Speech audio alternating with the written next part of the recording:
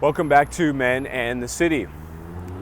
In today's short video, I want to talk about women yet again. So, today's video is going to be called Women Are Loaded Weapons.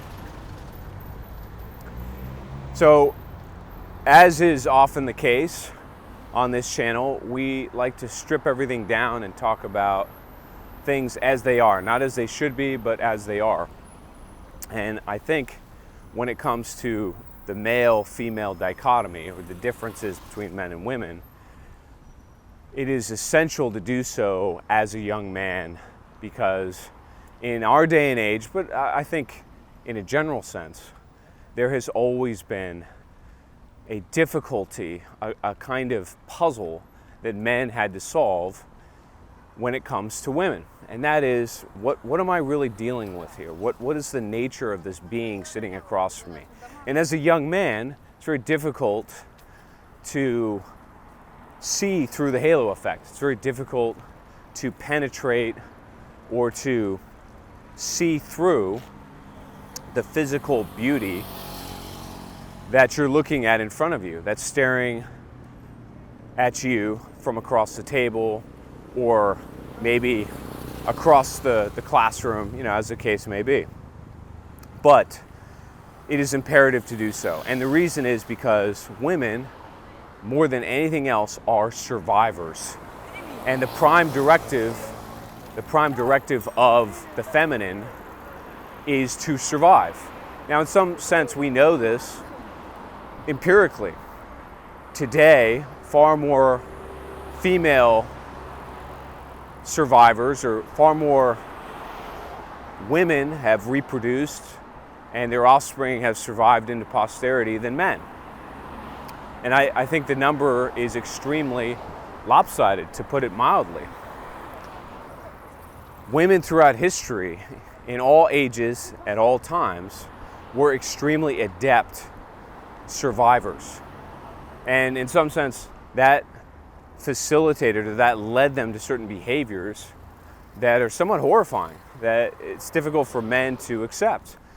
Some of them are captured in what's called Briffault's law. Briffault was a biologist who argued that females basically select males on the basis of utility. But as soon as that utility ceases to exist, the female selects somebody else. Well, you can imagine that that has applications for human beings as well. If a man ceases to be as economically productive as he once was, if he loses his usefulness to a woman, what happens? Well, more often than not, a divorce happens. And of course, I'm oversimplifying. There are many reasons why these things happen at once, but that is a driver of divorce. Again, the prime directive is to survive. And if that necessitates breaking marital vows and jumping or lily-padding from one partner to another, they will do that. It's very difficult for men, particularly young men, who tend to romanticize, or we use the term pedestalize today, young women as these sort of delicate, angelic flowers, doing that. But that is exactly what the feminine dictates. It's what the prime directive says.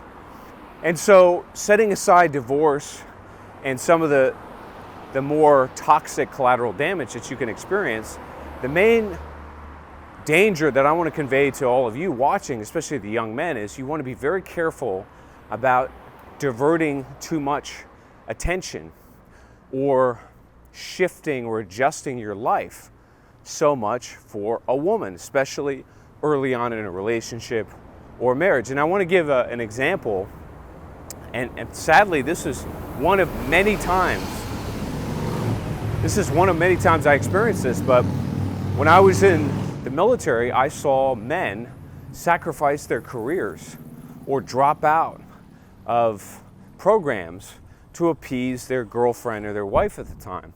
And with very few exceptions, they almost always came to regret it, because they were investing everything in the woman and didn't realize that she operated on a different framework. Her focus was the prime directive, to survive and find the best mechanism to survive. It's not how men operate. So you have to be very careful when you're dealing with women, because they are these ruthless survivors in some sense that's always operating in the background of how they think and feel. Stay tuned for more, and we'll talk soon.